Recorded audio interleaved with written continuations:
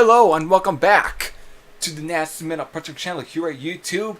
And welcome to another review. This time it's actually for a full-length album, and this time it's for a band that isn't obscure, that isn't something I found on Bandcamp. No, as you can see, it is to review The Grinding Wheel from Overkill. This, of course, was their newest album from this year, and was released on February 10th. And I never got around to checking this one out, at least until May, actually.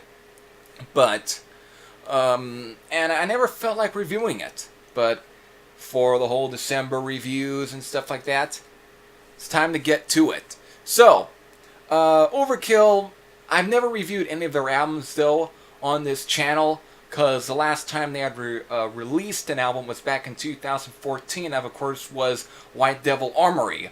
Now, at that time, I wasn't doing YouTube as much. It's like, yeah, I had a channel, but I wasn't really using it. Especially when it came to, like, reviews. I never did. So, I never really felt like doing anything for Overkill, but I had always paid attention to what they were doing, especially with their 2010 album, Ironbound, which was them going back to the more speed thrash metal. And that was by the time I was getting into Overkill, checking out albums such as Feel the Fire, Taking Over, The Years of Decay, or, geez, what was the, I'm right on, oh, geez, Under the Influence. It's like, I was definitely checking out Overkill around that, so around 2010 or 2009, those are definitely the albums I was checking out. They're all killer styles of thrash metal. Fast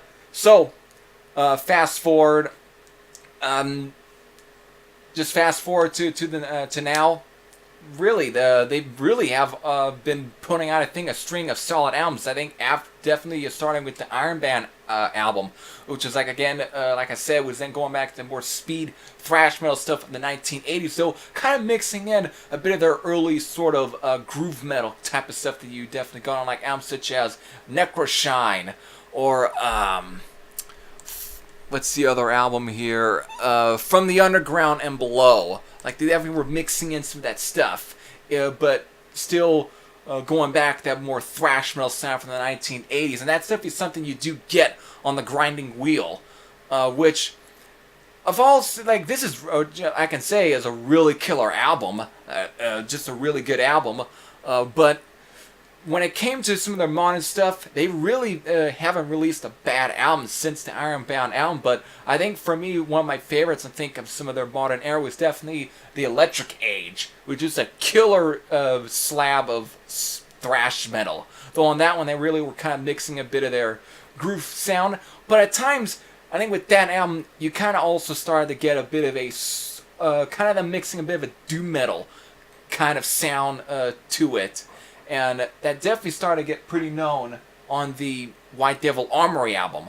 Now, on that one, they really started to bring in more of a kind of a doom metal sound into it, even more on that one. And on this one, I think it even shows more, and I think it's actually done a little better, because White Devil Armory was a great album, but I think this album is actually blows White Devil Armory out of the water. They're really... The sound from the first track, Mean Green Killing Machine, just from there all the way to the last track, The Grinding Wheel, or if you had gotten the Digipack copy, it would be a cover of Thin Lizzy's Emerald, and we'll definitely get to that track. Let me see for time here.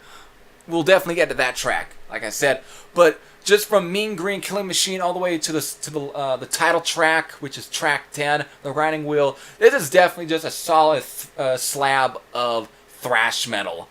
Each track is just guns blazing, straight to the jugular kind of material, and this is probably some of the best material since, I think, the Electric Age album. I think this is almost a contender for probably one of my favorite Overkill albums since probably next to the Electric Age. Just really killer album. There really is not really a bad song on here as far as favorites. Some of the songs that really stick out at me are, of course, our Finest Hour, just a straight ahead thrasher, Shine On, The Raw Long Road, Come Heavy. Come Heavy is probably the really true doom song on this album with this Sabbath St. Vitus pentagram kind of riffing here, and it's a stomper. Hell of a track. And of course, you got the song The Wheel and the title track, all being killer songs. Are probably, and again, just a select of my favorite tracks off the sound and the ones that really stick out at me. But let me kind of talk about for a bit of Shine On. Now, around the 3:40, 50 mark, it kind of slows down. Really bringing a bit of that doom sound. But on this one, I can't help but from Bobby's vocals, he really starts to kind of remind me of Messiah Marcolin, singer for Mercy and Candlemass, and he really pulls that off, and it's just kind of cool and fucking badass for the track. But and it just adds, I think, to why the song really sticks out at me and probably being an instant favorite of mine. Just a killer track, but nothing to take away from the rest of the album. Of course, you got the song Red, White, and Blue, which is probably the most Americana track on the album. It's and of course, it's got that sort of, moshing type of beat to it. Such a definitely a killer track though, but probably not my instant favorite off the album. But that doesn't mean that it's a terrible track. Either way, it's great. Now, let me, of course, get to, like I stated, if you had gotten the Digipack copy, you would, of course, get their cover of Emerald by Thin Lizzy, which, of course, is taken off the Jailbreak album. The song's killer, and it's, when the first time I actually listened to this album, this song really just stuck out me in a way. It probably was the song that first became an instant classic with me, or instant favorite, I shall say.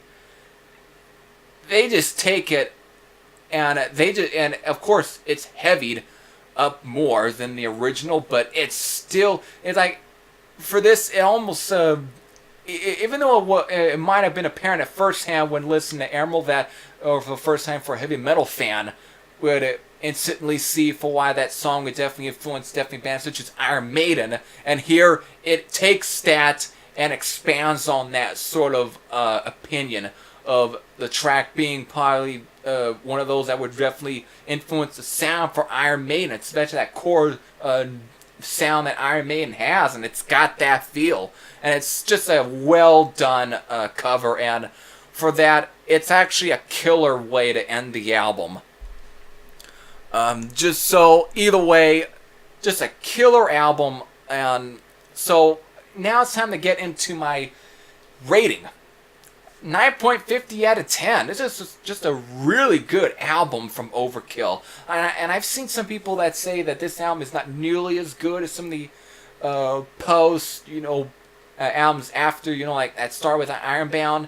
But I think this is a really good album. I think this is definitely better than White Devil Armory, and probably the best sound since the Electric Age, and I'd probably put this next to that. They are both great albums, and they are definitely probably my favorite of the four albums right here, from like Ironbound, Electric Age, White Devil Armory, and now being the Grinding Wheel. But the Grinding Wheel and the Electric Age are probably the standout albums for me when it comes to Overkill and this modern 2010 era of the band.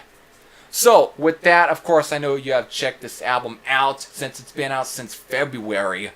But if you have, you definitely can let me know what you thought. If you thought it wasn't nearly as good or not, it really doesn't matter. We all got opinions. We all got our tastes. But for me, really good album. So, until then, this is Heavy Thrasher Sam out. I'll see you again. Take care.